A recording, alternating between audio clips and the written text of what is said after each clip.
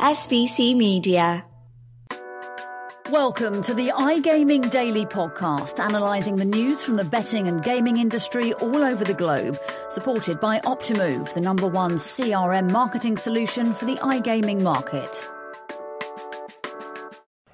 Good afternoon from iGaming Daily's unofficial closing party for the SBC Summit North America.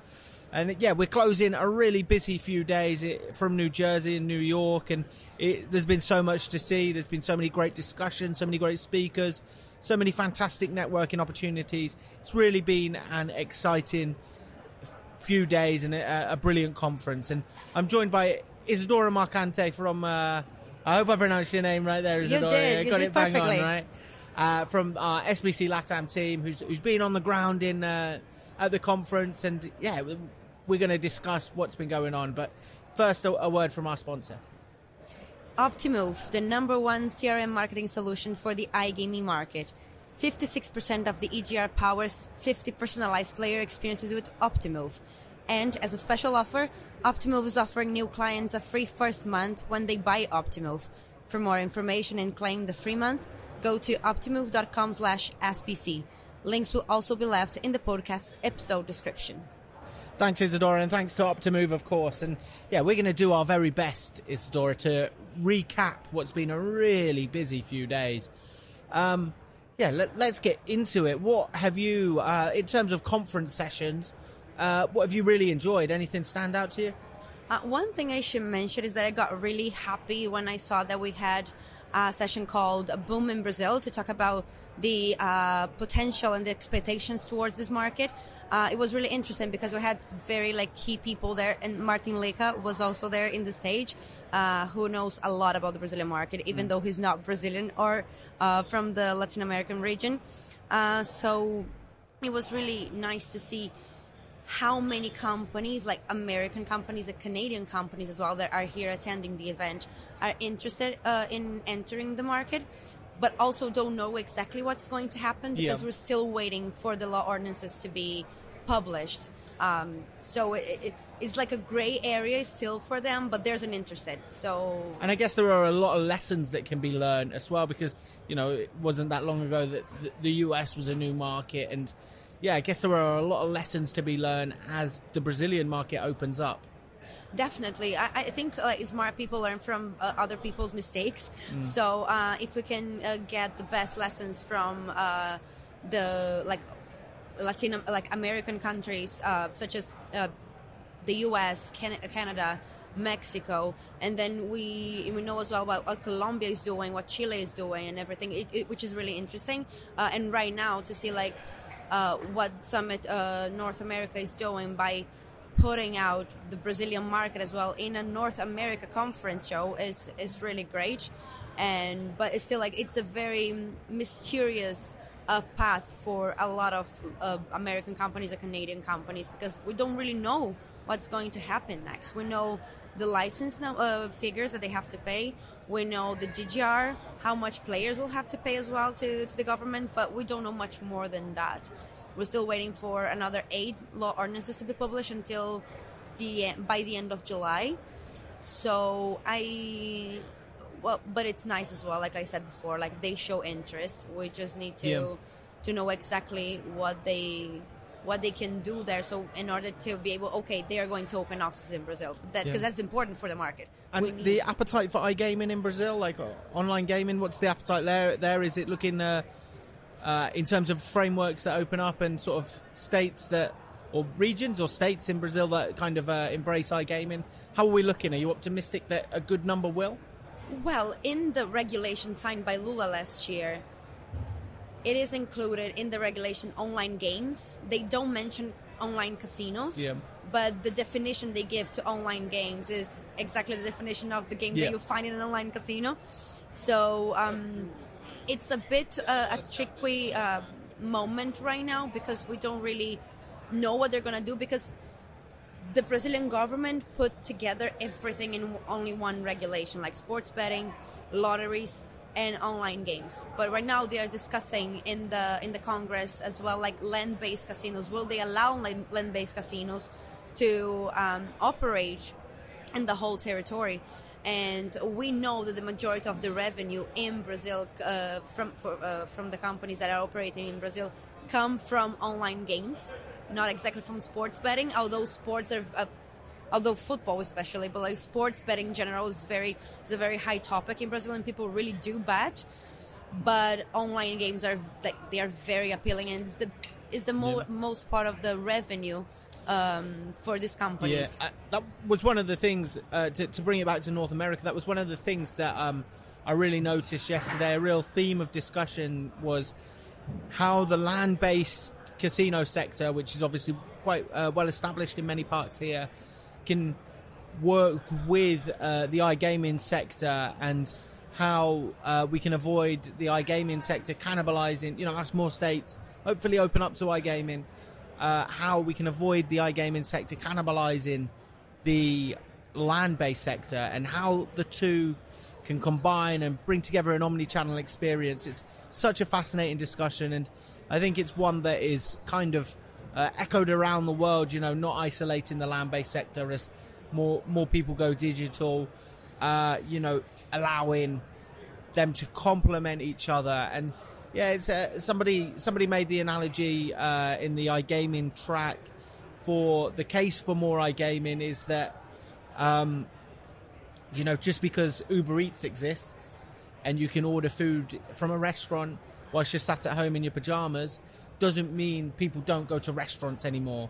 The two are very different experiences, and they kind of need to work in tandem and both thrive. And yeah, the frameworks need to complement that. So that was a really fascinating discussion on the iGaming track yesterday. Also very interesting, and a massive kudos to Kelly Weaver. I thought she put together a fantastic track on tribal gaming, and the tribes and how that sector can continue to thrive.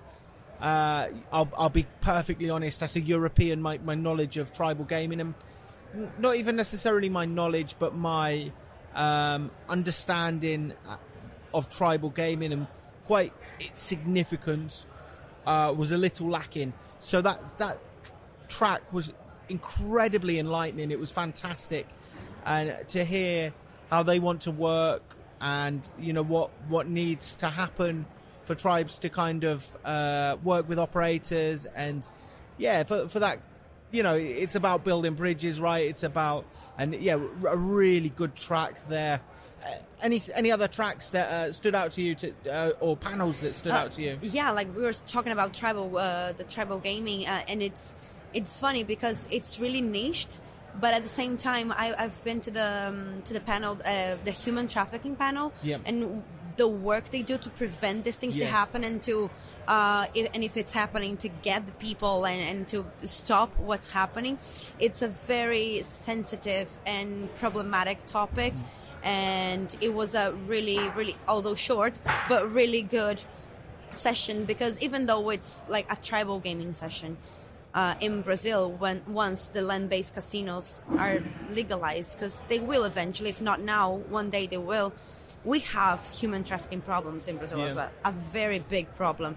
So we could learn so much before it's even happened, to prevent even not to get them in the act, but to prevent that from happening once land-based casinos are legalized in Brazil, because we know it's a very facilitating way for people to do human trafficking. So it was really interesting. And you raised an important point, actually, that the tribes operate a largely different tax code to the the operators, the corporation operators that come into states, and that is because the money that is made by tribes doesn't go to stakeholders.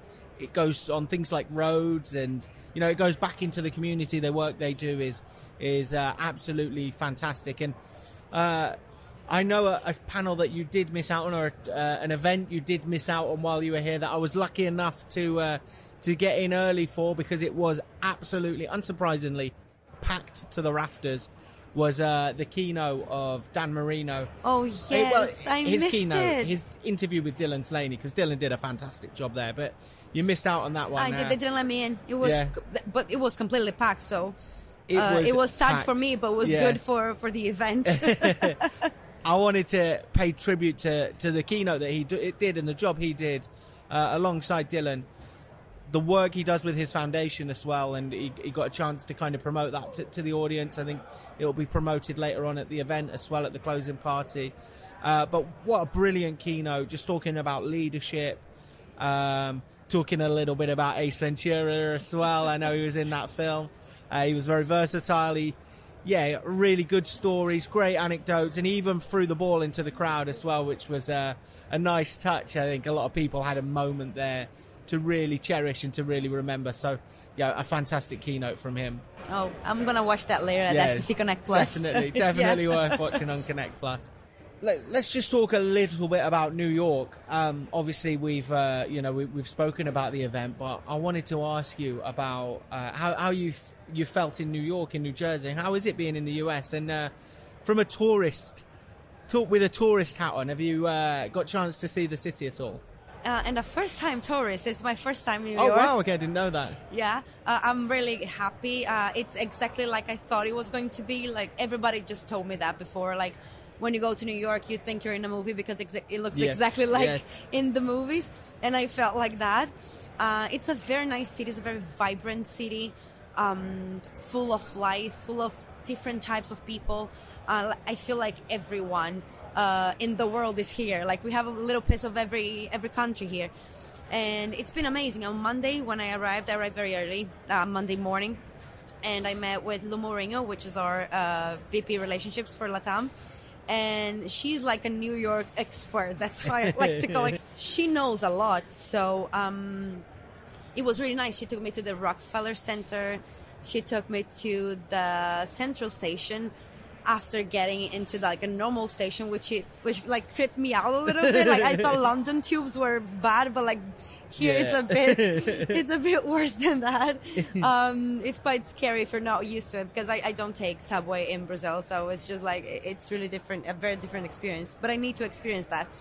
And so we went to the Central Station as well. It was really good. We went to Times Square, which is nice, incredible. Yeah. It's like the life that like square piece in the middle of New York has is just amazing. It's full of life and energy.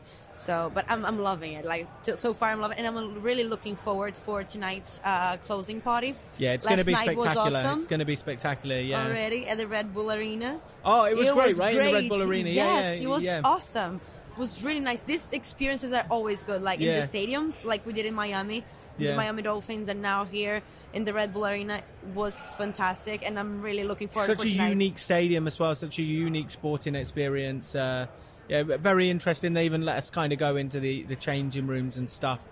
A really fascinating look into an MLS team, and enjoyed being on the pitch, kicking some ball as well. Loved it. I thought I could do, I told people from my team that I wasn't very good, and I just could confirm that when I was in the pitch. Like, I was terrible, seriously. You're Brazilian. I thought you were born good at football. No, I'm bad. Like, Lu was great. Sue was awesome. Sue really? was like, she was really into the game. So, and I was like, Jesus, I'm so bad. I can't even touch the ball. I have no coordination at all. But it was really, really fun. It was really nice to have this field experience and see how big a pitch is. It's just it's way bigger than it's really way bigger than you think it is when you're there. But it was awesome, amazing. And to bring it back to sports, we've had a couple of sports panels today that I kind of wanted to pay tribute to that have been brilliant. We had the discussion around data, such an interesting topic, how that's going to evolve. How leagues are going to utilize the data, or how leagues are going to utilize their data, the relationship between leagues, data operators as well. It's such a nuanced market. It's going to be vitally important, and data is going to continue taking on a really important role, as I'm sure you'll see in Brazil too. And the other one about league partnerships, really interesting about the media and the marketing that will drive player engagement. Great to hear from Better Media too. I can't think of his name, sorry. But we had somebody from Better Media speaking, and he was talking about the impact Jake Paul has had on them, how they no longer are partnerships through leagues or clubs. Obviously, he thinks they go through creators in order to engage a creator's fans. And yeah, some really good star-studded big-name panels that have provided some great insight. And also, from my tourist perspective, it's been great to be in New York while the Knicks have been winning. And they are fanatic about their sports teams in New York. And joining him on the panel about with Better Media, talking about league partnerships, was we had somebody from the WNBA. I think it's really encouraging and important how serious they take women's sports here. They really put a spotlight on women's sports. We had the Women's World Cup panel as well. Obviously, that's going to be a massive event, and when the Women's World Cup comes around, and they really utilised the last World Cup as a showpiece occasion and an occasion to bolster the platform for operators, right? Yeah, no, definitely. I believe that investing in women's football, I mean, like every single sport, but football is more like a thing, especially soccer. Yeah. Okay. Soccer, sorry guys. Investing on soccer, it's women's soccer, it's such a big thing, especially like in Latin America. I'm gonna say it's something that we're really passionate about. Like, women love soccer, they love sports, so to have gaming and sports betting focused on women as well is a very important thing. Like, not just like for inclusion, but it's not for inclusion actually. It's just like to look at this side of the business as well. It helps bring a new audience to sportsbooks as well. Because it's part of the business. It's not something that it's outside and we're gonna put in, but like forcibly. 100%. Yeah. It's something that it's part of it. We just need to look at it. And it's driven by the stars of the game. We had somebody talking earlier about we've lots of discussions actually this week about Caitlin Clark, of the WNBA, and how she is just driving a surge in WNBA engagement, and subsequently off the back of that, is bringing a new audience to sportsbooks and bringing new commercial prospects for the WNBA. But we are in the US, and we have spoken about soccer or football. Obviously, it's been a big period for US soccer because of the arrival of Lionel Messi. But they've got to utilise that now into the 2026 World Cup, which is here. That is a really massive chance to boost the MLS and to boost soccer in this whole region, right? No, definitely. I agree 100% with you. It's something that we need to look for, and we need to be ready for it. It's not just like when the time comes, we need to be ahead of it so we can take a good advantage of this in a good way, of course. And I mean, if Lu Mourinho were here, she would be like all about it because she loves Messi. I mean, like, he's Argentinian. It is like fascinating to see how much he has just driven the growth of football and that whole area as well in Miami. It's crazy to see. He's an important character for football, like not only in Latin America, but right now in North America as well. So, yeah. And it helps that he's delivering the goods. He has come here and he is firing on all cylinders. Admittedly, it's probably a level below what he was playing at in La Liga or in Europe, but he has just been firing on all cylinders. He's been scoring so many goals, been producing the highlight moments, and he's such a character. Great to see. And an opportunity for sportsbooks as well with the 2026 World Cup, whether it's around marketing, whether it's around new markets. They've really got to get that right. A really big chance for US sportsbooks. Definitely. As we do close in New Jersey with a fantastic conference, we have the CasinoBeats Summit in Malta in like 2 weeks, actually. Very exciting. Lots of iGaming focused content there. Going to be another real hub of activity. I can't wait for that one. And also, all roads very much lead to Lisbon. How excited are you for Lisbon, Isadora? I'm really excited. Really, really excited. I wish I could go to Malta as well. I lived there for a while, a couple of years ago. So it has a very special... it's a special place for me. It's a special country for my life. But Lisbon is not only me, but like not only SBC, but everyone that I've talked to, they're very excited for Lisbon. Not only because it's going to be a bigger event than we used to do in Barcelona, but it's going to be global. So it's for every 100%. Single market out there. I've heard people awesome. Here in North America talking about their excitement for Lisbon. It's really going to bring everyone together, and I think. And it was a perfect choice for the city. For sure. Lisbon, and those level of conversations choice.